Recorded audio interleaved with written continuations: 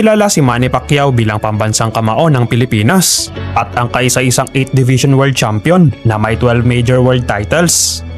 Si Pacman ay nagmula sa mahirap na buhay noon, ngunit patuloy siyang nagsumikap at kailanman ay hindi sumagi sa isip niya ang pagsuko sa buhay.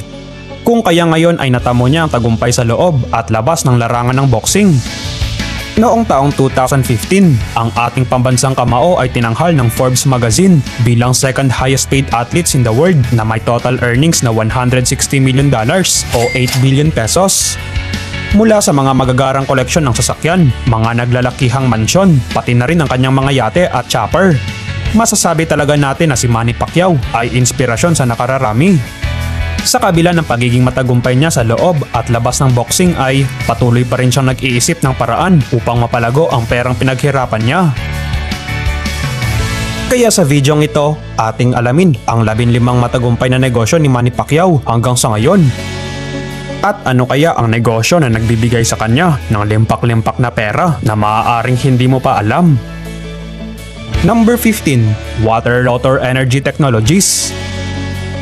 Ang Water Rotor Energy Technologies ay isang kumpanya na itinayo noong taong 2011. Ito ay isang kumpanya na naglalayong makapag-produce ng kuryente gamit ang mabagal na daloy ng mga anyong tubig. Ang kumpanyang ito ay nakafocus sa mura at renewable energy, hindi kagaya ng ibang kumpanya na kinakailangan pa ng mga malalaking dam. Ang mga produkto ng Water Rotor Technologies ay ang pag-iimbak ng kuryente kahit sa maliliit na ilog lamang, basta't mayroong umaagos na tubig. Dahil dito ay nakitaan ito ng ating pambansang kamao ng malaking potensyal bilang maging isang multi-billion company sa hinaharap. Kaya naman nag-invest siya rito ng napakalaking pera. Number 14. One Championship. Ang One Championship ay isang Singapore-based mixed martial arts tournament o MMA na kilalang kalaban ng kumpanyang UFC. At ito naman ay tinayo noong 2011. Sa ngayon, ito na ang pinakamalaking mixed martial arts tournament sa buong Asia, habang kasama na rin sa top 10 na pinakamalaki liga sa buong mundo. Meron ding mga sikat na Pilipinong manlalaro sa ligang ito, kagaya nina Honorio Banario, Kevin Belengon at Rene Catalan. Sa ngayon, nasa mahigit $19.1 million na ang estimated net worth ng One Championship at isa naman si Manny Pacquiao sa mga taong parte ng kayamanang ito dahil sa kanyang investment noong maliit pa at nagsisimula pa lamang ang ligang ito. Number 13. JMP Mass Media Productions Incorporated. Ang JMP Mass Media Productions Incorporated ay kilala bilang 91.1 Pacquiao Radio. Ito ay isang broadcasting company sa General Santos City na siya ring hometown ng ating pambansang kamao.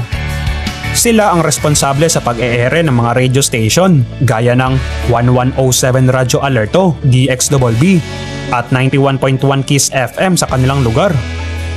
Ang negosyong ito ni Manny Pacquiao ay kilala bilang isa sa business investment niya na talaga namang tinatangkilik ng mga tao at pati na rin ng mga sponsor sa kanilang lugar. Number 12. G-Token. Ang G-Token ay isang world-class platform para sa mga mobile-based application na laro mula sa Asia. Ang kumpanyang ito ang nag-publish at nag-a-advertise sa mga laro para marating nito ang interes ng bawat tao sa mundo ng mobile gaming. Sa ngayon, wala pa ring impormasyon sa internet kung magkano nga ba ang kinikita ng mga gumagawa ng mobile games o yung mga game developer sa kumpanyang ito. Ngunit sigurado namang malaki ang pumapasok na pera rito dahil nakuha nito ang atensyon ng ating pambansang kamao. At sa panahon niyon, ang mobile games ay hindi lamang patok sa mga kabataan, kundi pati na rin sa mga may edad na. Number 11. Roadhouse Economy Hotel. Ang Roadhouse Economy Hotel ay isang hotel na pinangungunahan ng kanyang asawa na si Jinky Pacquiao sa General Santos City at kilala rin ito bilang Manny Pacquiao Hotel. Kilala ang hotel na ito sa kanilang lugar dahil makikilala mo ang pagkatao ng ating pambansang kamao rito. Naka-display kasi rito ang iba't ibang larawan mula noong bata pa siya hanggang sa naging kampiyon sa pagboboxing. Makikita mo rin ang hotel na ito sa iba't ibang online bookings gaya ng Agoda at TripAdvisor. Kaya naman masisigurado mo na maganda at dekalidad ang serbisyo nila rito. Number 10. Pacman Wildcard Gym. Sa bayan ng General Santos, nagtayo rin si Manny Pacquiao ng isang gym upang makapag-workout ng kanyang mga kababayan at mahasa kung sino man ang gustong pumasok sa larangan ng pagboboxing. Meron itong mga standard training equipment at boxing ring. Kaya naman talagang dinadagsa ito ng mga tao dahil bukod sa kumpletong kagamitan, maaari mo ring makasabay sa pag-workout ang ating pabansang kamao pati na rin ang kanyang asawa na si Jinky Pacquiao.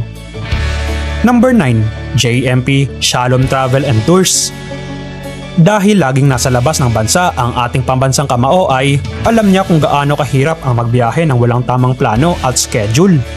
Kaya naman dahil dito ay naisipan niyang magtayo ng sariling kumpanya na tumutulong sa ating mga kababayan pagdating sa mga travel and tours packages. Malaki rin ang kita ng kumpanyang ito lalo na noong bago pa magkapandemya. Ang main office naman ng JMP Shalom Travel and Tours ay makikita mo rin sa bayan ng General Santos. Number 8. Pacman H2O. Ang pagkakaroon ng malinis na tubig ay isa sa mga mahalagang bagay na hindi kayang mawala sa buhay ng tao. Kaya naman, hindi nagpahuli ang ating pambansang kamao sa pagnenegosyo ng tubig. Si Manny Pacquiao ay nagpatayo rin ng negosyo pagdating sa inuming tubig na tinatangkilik naman ng mga tao at tinawag niya itong pambansang tubig. Number 7. Team Pacquiao Store. Dahil marami ang humahanga sa ating pambansang kamao at dahil sa sobrang kasikatan niya, naisipan din ng mag-asawang Pacquiao na magtayo ng sarili nilang merchandise. Dito ay mabibili mo ang mga t-shirt at iba pang mga kagamitan ni Manny Pacquiao. Dagdag pa rito ay maaari mo ring makita ang ilan sa mga memorabilia ng ating pambansang kamao na may kaugnayan sa larong boxing. Dahil sa kasikatan ng merchandise store na ito ay nagbukas sila ng mas maraming branches sa Robinsons Mall at pati na rin sa Mall of Asia. Isa lamang itong patunay na talagang marami ang tumatangkilik at humahanga sa ating pambansang kamao na handa silang magbayad ng pera para lamang magkaroon ng souvenir mula sa taong nagbigay ng karangalan sa ating bansa pagdating sa larangan ng pagboboxing. Number 6. MP Princess Digital Printing Solution. Lahat na yata ng klase ng negosyo ay meron na ang Pacquiao Group of Companies dahil pati ang digital media ay pinasok na rin nila. Ang MP Princess Digital Printing Solution ay nag-o-offer ng printing para sa mga signage, stickers, posters, billboards at marami pang iba. Meron din silang picture at video editing na patok sa mga iba't ibang klase ng okasyon, lalo na at malapit na rin ang Senate election. Kaya naman, siguradong malaki na naman ang kanilang magiging kita para sa mga tarpaulin at poster printing ng mga kandidato.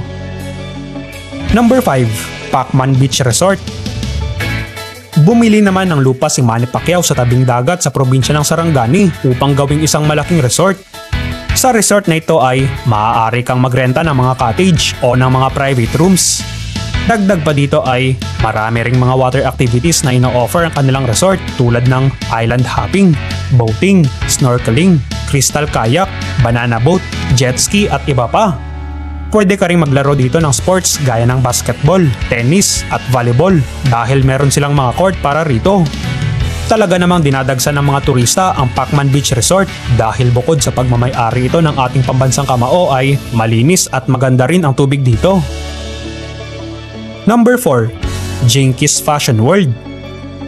Kilala ang asawa ni Pacman na si Jinky Pacquiao sa kanyang mga mamahaling designer bag na nagkakahalaga ng milyon-milyon sa ating pera. Masasabi kasi natin na ito talaga ang kinahihiligan ni Jinky at gusto niya itong ibahagi sa kanyang mga kababayan. Kaya naman, naisipan ni Jinky na itayo ang Jinky's Fashion World kung saan dito niya ibinebenta ang mga pinagamitan niyang mga designer bag sa napakamurang halaga kumpara sa presyo ng ibang nagbebenta sa merkado. Ang negosyong ito ni Jinky ay lumago na paunti-unti hanggang sa nagbenta na rin siya ng mga pinagamitan niyang damit at sapatos dito. Hindi nagtagal ay pati na rin ang mga permadong damit, laruan at boxing gloves ng ating pambansang kamao ay kanya na ring binibenta. Number 3. Pacman Sports Bar. Sa mga hindi nakakaalam na si Pacman ay mahilig din sa larong bilyar. Kaya naman naisipan din niyang magtayo ng sports bar bilang negosyo na kung saan pwedeng maglaro ang mga customer dito ng bilyard at dart.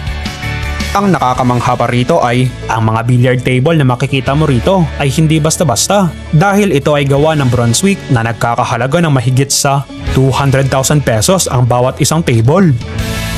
At syempre, meron itong bar na pwede kang umorder ng makakain o maiinom habang ikaw ay naglalaro dito. Number 2. Akman Beach House.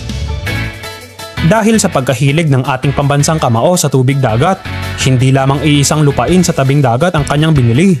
Dahil bumili pa siya ulit ng lupa sa Sarangani upang gawin namang beach house.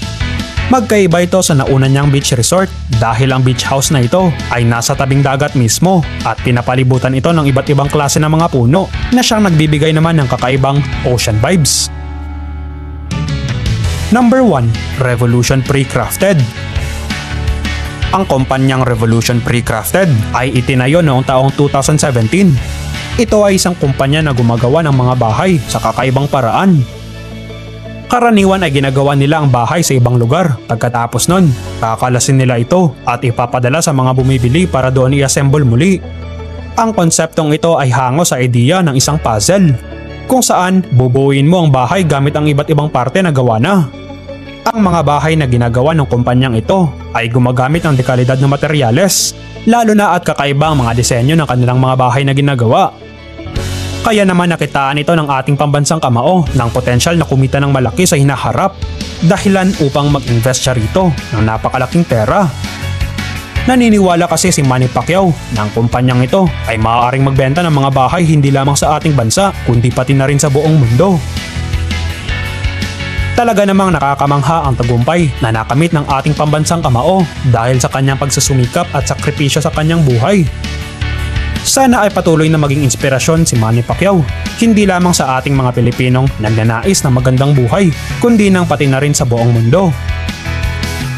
Ano naman ang masasabi mo patungkol sa bidyong ito? Mag-iwan lamang ng komento sa ibaba. Paki-like na rin ang video kapag ito ay iyong nagustuhan at huwag kalilimutang mag-subscribe sa channel. Maraming salamat po sa panonood.